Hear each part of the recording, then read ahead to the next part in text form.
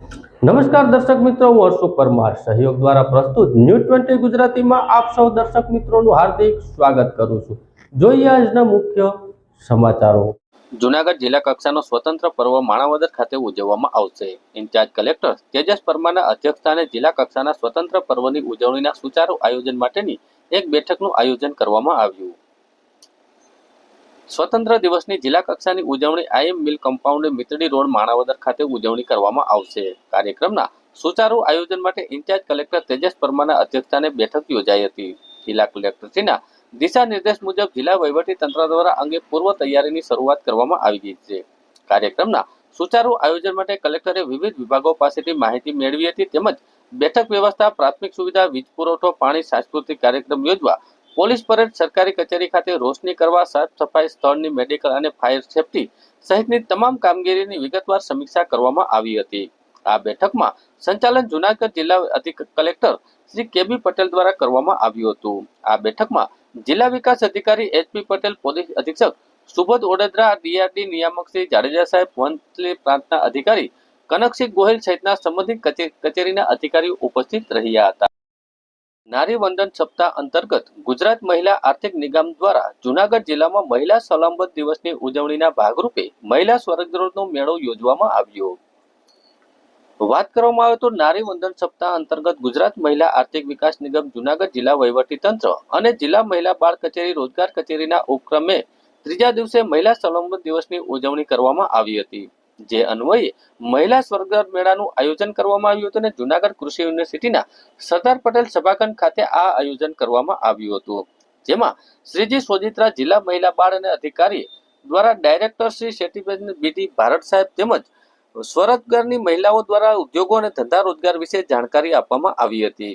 રોજગાર કચેરી દ્વારા bonanza, Reliance, Nippon life insurance company દ્વારા ભારતીય જીવન વીમા નિગમ તેમજ સખી મંડળ દ્વારા રાજગોર ઈચ્છુક મહિલાના પ્લેસમેન્ટ રહે તે માટે ઇન્ટરવ્યુ અને માહિતી આપવામાં આવી હતી। સ્વાવલંબન દિવસે રોજગાર મેળવી સફળતા થયેલી મહિલાઓ દ્વારા પોતાના સાહસ ગાથાઓને સ્ટેજ પરથી રજૂ કરી અન્ય મહિલાઓને પ્રેરણાઓ આપવામાં આવી હતી। સાથે સાથે વિવિધ ક્ષેત્રોના સફળ થયેલા મહિલાઓને મોમેન્ટ અને પ્રમાણપત્ર આપી સન્માનિત કરવામાં આવ્યા હતા। ગંગા સ્વરૂપ આર્થિક સહાય યોજના અને વહાલી દીકરી યોજનાના લાભાર્થીઓને મંજૂરી હુકમ અને મોમેન્ટો વિતરણ કરવામાં આવ્યા હતા। ગુજરાત રાજ્ય મહિલા બાળ વિકાસ દ્વારા ફોર્મ ભરાવેલું 2 લાખનું, એમાંથી મને 55,000ની સહાય મળેલ છે અને હું અત્યારે મારા બ્યુટી પાર્લરનું કાર્ય હટાવું છું અને મારા પરિવારને આર્થિક રીતે હું સહાય કરું છું, જેમાં સારી એવી કમાણી પણ હું કરું છું અને હજી પણ આગળ કાર્ય કરતી રહીશ એવી ખાતરી આપું છું। એમાં હજી મારે યુનિયન બેંક શાખાને પણ ધન્યવાદ આપું છું કે એને મને લોન આપી અને આર્થિક રીતે હું મારા પરિવારને સહાય કરું એવી હું સક્ષમ અત્યારે બની છું। અરસરીમાં 30 દિવસની પાર્લરની ટ્રેનિંગ લીધી હતી, ત્યાંથી મને ખૂબ સરસ શીખવા મળ્યું છે અને મને પછી એવો વિચાર આવ્યો કે મારે ખુદનું સલૂન ચાલુ કરું। ત્યારબાદ મેં જ્યોતિત્રાય વિસ્તારમાં શ્રી બ્યુટી પાર્લર તરીકે મારું ખુદનું સલૂન સ્ટાર્ટ કર્યું છે અને તેની સાથે સાથે જો ગર્લ્સ હોસ્ટેલમાં હું 20 થી 22 બહેનોને હું બ્યુટી પાર્લરમાં ક્લાસ કરાવું છું। આ સંસ્થામાંથી મને ખૂબ સરસ શીખવા મળ્યું છે, તે બદલ આ સંસ્થાનો ખૂબ આભાર। નમસ્કાર, મારું નામ ચેતન સોજિત્રા છે। જિલ્લા મહિલા અને બાળ અધિકારી તરીકે જૂનાગઢમાં ફરજ બજાવું છું। ખાસ કરીને સરકારશ્રી દ્વારા દર વર્ષે 1 ઓગસ્ટથી નારી વંદન સપ્તાહની ઉજવણી કરવામાં આવે છે। એમાં જુદા જુદા 7 દિવસની ઉજવણીના ભાગરૂપે પ્રથમ દિવસે મહિલા સુરક્ષા દિવસ હોય છે, ઉજવણી કરવામાં આવે છે। એવી રીતે બીજા દિવસે બેટી બચાવો બેટી પઢાઓ દિવસની ઉજવણી કરવામાં આવે છે। એવી રીતે આજ મહિલા સ્વાવલંબન દિવસની ઉજવણી કરવામાં આવી રહી છે સરદાર પટેલ સભાગૃહ ખાતે। એટલે આજે જ્યારે નારીવંદન સપ્તાહની ઉજવણી કરવામાં આવે છે એમાં મહિલાઓ પોતાના હકો અને ફરજો પ્રત્યે જાગૃત થાય, મહિલાઓ માટે જે સરકારશ્રી દ્વારા યોજનાઓ બહાર પાડવામાં આવી છે આ યોજનાઓ મહિલાઓ સુધી પહોંચે અને વધુમાં વધુ મહિલાઓને આ યોજનાનો લાભ મળે એ હેતુથી નારી વંદન સપ્તાહની ઉજવણી કરવામાં આવે છે। આજે જ્યારે મહિલા સ્વાવલંબન દિવસની ઉજવણી કરવામાં આવે છે ત્યારે આજે જુદી જુદી કંપનીઓ છે, LIC છે, નિકોન લાઈફ છે, આવી વિવિધ પ્રકારની કંપનીઓ દ્વારા આજે જ્યારે જૂનાગઢ જિલ્લાની મહિલાઓ જ્યારે જે નાનો મોટો વ્યવસાય કરી શકે, નોકરી કરી શકે એના એ ઉદ્દેશ સાથે આજે જુદી જુદી કંપનીઓ દ્વારા એ લોકોને પ્લેસમેન્ટ આપવામાં આવી રહ્યું છે। સાથે સાથે બધી જ દીકરીઓ કદાચ નોકરી નહીં કરે, પણ અમુક બહેનોમાં એવું હોય છે કે એન્ટરપ્રિન્યોર હોય છે, પોતે પોતાનો વ્યવસાય શરૂ કરવા માટે પોતે પગભર થાય એના માટેના પ્રયત્નો કરવામાં આવતા હોય છે. આના માટે સરકારશ્રી દ્વારા જુદી જુદી લોનની સહાય પણ આપવામાં આવે છે. એવી રીતે ગુજરાત મહિલા આર્થિક વિકાસ નિગમ છે, એના દ્વારા બહેનોને જુદા જુદા લગભગ 300થી વધારે ટ્રેડમાં 2 લાખ સુધીની લોન આપવામાં આવતી હોય છે. અને એમાં મહિલાઓને સબસિડી 20%, 30% અને 35%, એટલે કે 2 લાખની લોન લઈએ અને જો વિધવા બેન હોય તો એને 80,000 સુધીની સબસિડી સહાય આપવામાં આવતી હોય છે, જેના કારણે બેનને સબસિડીની પણ સહાય મળે છે અને કોઈ નાનો મોટો એને વ્યવસાય શરૂ કરવો હોય તો એને વ્યવસાય પણ શરૂ કરી શકે છે. એટલે આજનો અમારો જે કાર્યક્રમ છે એમાં મહિલાઓ સ્વરોજગાર થાય અને સ્વરોજગાર પ્રત્યે એક વિચારધારા આગળ વિચારી શકે એના માટેના આજના દિવસમાં અમારા પ્રયાસો રહેશે. તો આજે લગભગ 300થી વધારે બહેનો આજે સ્વરોજગાર મેળામાં આવવાના છે. તેમાં અમે વ્યવસાયલક્ષી માહિતી પણ આપવામાં આવે છે. આના માટે અમે જિલ્લા રોજગાર કચેરીનો પણ અમારે સહકાર મળી રહ્યો છે. મહિલા ITI દ્વારા પણ અમને સહકાર મળી રહ્યો છે. એવી રીતે RCT છે, DIC છે, વિવિધ બેંકોનો પણ અમને સહકાર આજે મળવાનો છે. તો આજે લગભગ બહેનો સ્વરોજગાર પ્રત્યે જાગૃત થાય એના માટેના આજે અમે ભવનાથના મહંત હરિગીરીની મુદત પૂર્ણ થાય તેના 1 દિવસ પૂર્વે તેમની ભ્રષ્ટાચારના આરોપસર મહંત તરીકે હકાલપટ્ટી કરવામાં આવી છે તેવો ગંભીર આરોપ મહેશગીરીએ લગાવ્યો હતો. વાત કરવામાં આવે તો ભવનાથ મંદિરનો તંત્રએ વિધિવત વહીવટ સંભાળ્યા બાદ ભૂતનાથના મહંત મહેશગીરી તેની પ્રતિજ્ઞા મુજબ ભવનાથ મહાદેવને જળ ચડાવી પોતાનો સંકલ્પ પૂરો કર્યો હતો. તેમણે ચેલેન્જ કરી હતી કે જ્યાં સુધી ભવનાથના પૂર્વ મહંત હરિગીરીની જેલમાં નહીં મોકલું ત્યાં સુધી હું શાંતિથી જંપીશ નહીં. ભવનાથના મહંત હરિગીરી સાથે ભૂતનાથના મહંત મહેશગીરીએ ગંભીર આરોપો લગાવ્યા હતા. તેમણે પ્રતિજ્ઞા લીધી હતી કે જ્યાં સુધી હરિગીરીને ભવનાથમાંથી કાઢીશ નહીં ત્યાં સુધી હું ભવનાથ મહાદેવના દર્શન નહીં કરું અને તનસુખગીરીની સમાધિ પુષ્પ નહીં ચડાવું. ત્યારથી અનેક વિવાદ ચાલી રહ્યા હતા. હરિગીરીની ભવનાથ મંદિરના મહંત તરીકેની મુદત પૂર્ણ થાય તે પહેલા જ પ્રેમગીરી અતિથિ ભવન ગેરકાયદેસર બાંધકામ સહિતના મુદ્દે ભ્રષ્ટાચાર કર્યો હોવાની તેની હકાલપટ્ટી કરવામાં આવી હોવાનો મહેશગીરી દ્વારા આક્ષેપ લગાવવામાં આવ્યો હતો. તેમની મુદત પૂર્ણ થાય અને 1 જ દિવસ પહેલા હકાલપટ્ટી કરી કાઢવામાં આવી છે અને હજુ આ લડાઈ પૂર્ણ થઈ નથી. ત્યાં સુધી હરિગીરીના કૌભાંડો સબત જેલમાં નહીં મોકલું ત્યાં સુધી હું શાંતિથી જંપીશ નહીં. હરિગીરીએ અનેક સાધુઓ સાથે અન્યાય કર્યા છે અને હવે અખાડાઓ પણ હરિગીરી સામે કાર્યવાહી કરે તેવી મહેશગીરીએ માંગ કરી હતી. ભવનાથ મંદિરે ચુસ્ત પોલીસ બંદોબસ્ત ગોઠવવામાં આવી દેવામાં આવ્યો છે અને સાધુ સંતો વચ્ચે કોઈ ડખા ન થાય તે માટે ભવનાથ મંદિરની આસપાસ અને મંદિરમાં પોલીસના ધાડા ગોઠવી દેવામાં આવ્યા હતા. મહેશગીરીએ ભવનાથ મહાદેવને જળ ચડાવી ત્યારબાદ તેમણે ચોટી ગુરુ તનસુખગીરીને સમાધિએ દર્શન કરી સંકલ્પ પૂરો કર્યો હતો. મેં પહેલા જ કીધું કે મુદત પૂરી થઈ એટલે રિન્યુ કરી એવું નથી. મુદત પૂરી થયા પહેલા જ એમની હકાલપટ્ટી કરવામાં આવી છે. ખોટો ભ્રમ એ ફેલાવે છે. હકાલપટ્ટી કરવાના કારણો પ્રેમગીરી અતિથિ ભવન વગર મંજૂરીએ, પછી ગેરરીતિ, હિસાબ કિતાબમાં ગેરરીતિ, હાજરી જે જોઈએ એટલી હાજરી નથી અને આવા ઘણા કારણો છે જેના લીધે એમને હકાલપટ્ટી કરવામાં આવ્યું છે. ભાઈ ઓર્ડરમાં છે, તમે તમારી રીતે મેળવી લ્યો. હું મારા શબ્દો છે ને એ ફરશે નહીં. જે મેં કીધું એ સત્ય છે. મેં તમને કીધું જ છે કે ગેરરીતિ એમણે આચરી છે તો એના ઘણા બધા આવી છે. મારા પાસે ઘણા બધા પ્રમાણ અને પુરાવા છે. હું ધીમે પુખ્તા પૂરું સરખું થાય ને એના પછી હું જેના માટે આગળ વધવાનું છે આગળ વધીશ અને જેલમાં જે જવાની વાત મેં કરી એના માટે લડીશ. ખાસ કરીને બાપુ વધારે પ્રસાદ આપ કહો છો ગુરુ શિષ્ય પરંપરા મુજબ બંધની નિમણૂક કરવી જોઈએ, તો પ્રશાસનના નિર્ણયને તમે કઈ રીતે લ્યો છો? પ્રશાસનના નિર્ણય આ વચગાળાનો હુકમ છે. એમણે ચોખ્ખું કીધું છે કે થોડા જ દિવસોમાં મહંત માટેની દાવેદારી અમે મંગાવશું. અને જો તમને એક વાત કરું, સરકાર પણ કોઈ છીનવી લેવા માંગતી નથી. સરકાર તો ઉલટાનું એમ છે કે શાંતિથી બધું ચાલે, પણ આ બધો કૌભાંડ જે થયો હતો એટલે સરકારને આવો નિર્ણય લેવો પડ્યો. વચગાળાનો હુકમ લીધો કે ભાઈ હવે બધું ચકાસશે, જોશે અને કોઈ સારા એવા ગુરુ શિષ્ય પરંપરામાં આવતા સંતો છે એને સોંપશે. એને તો પોતે જ કીધું છે સરકારે, તો સરકારને તો વધાવવા જોઈએ કે આને શાંતિ જાળવવા માટે આવો નિર્ણય લીધો.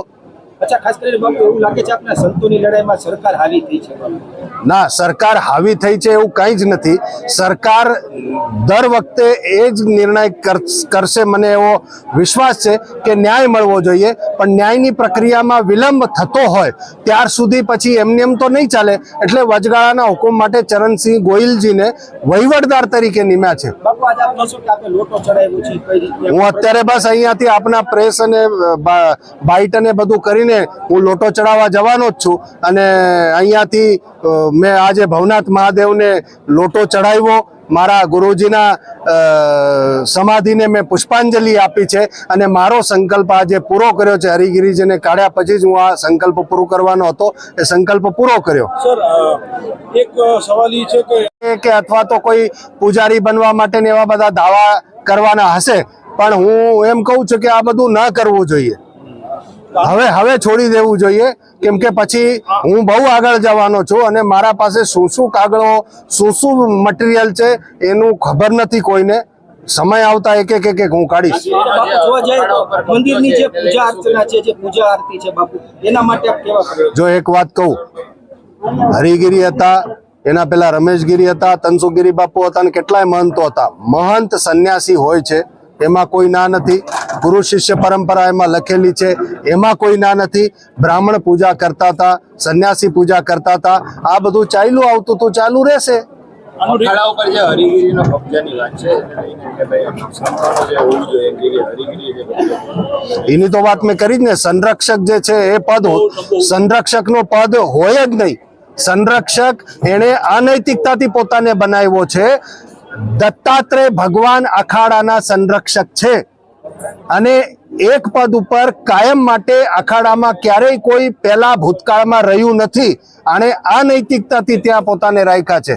આનું રિપોર્ટિંગ અખાડામાં થશે બધું? અખાડામાં મેં તમને કર્યું એ રિપોર્ટિંગ. આમાં તમે કહો ભાઈ, અત્યારે અખાડામાં કેવું છે, જજ ઈ, વકીલ એના, બધું એનું.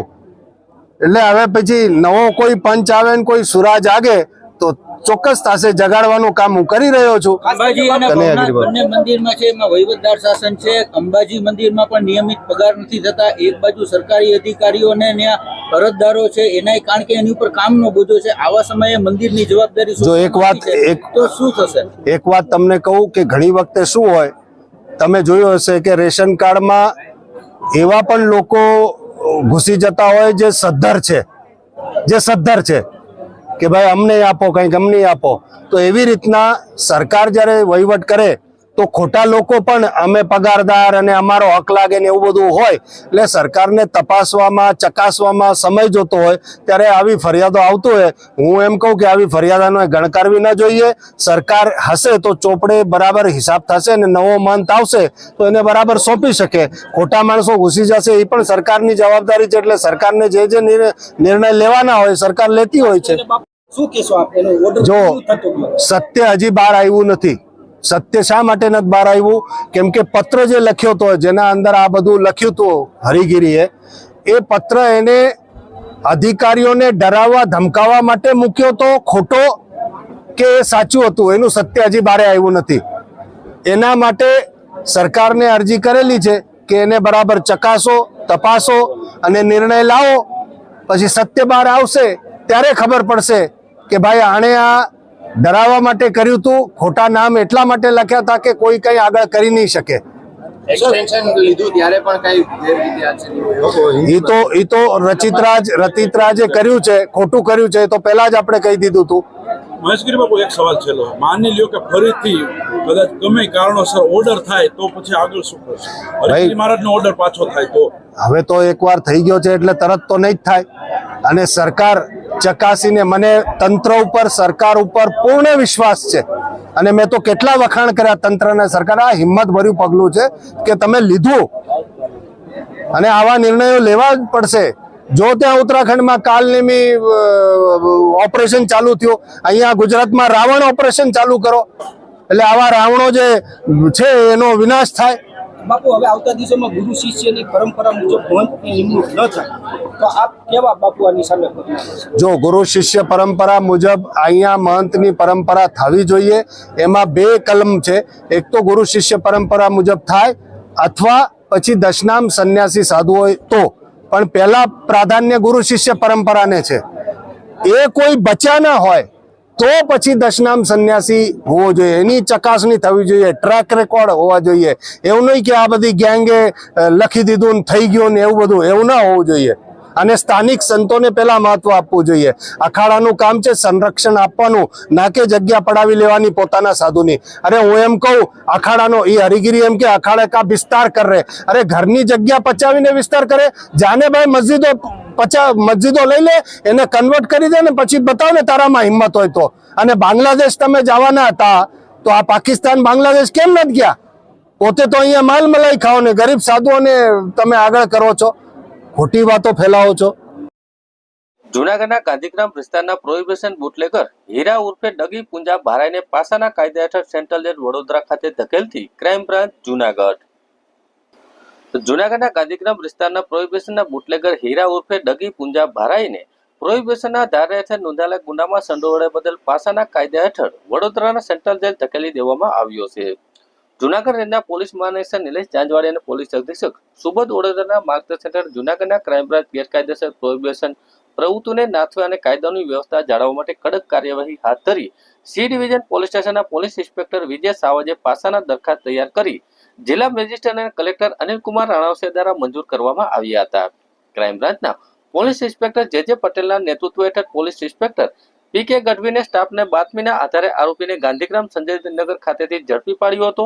આરોપીને પાસાના વોરંટ હેઠળ અટક કરીને વડોદરા જેલ ખાતે મોકલી દેવામાં આવ્યો છે.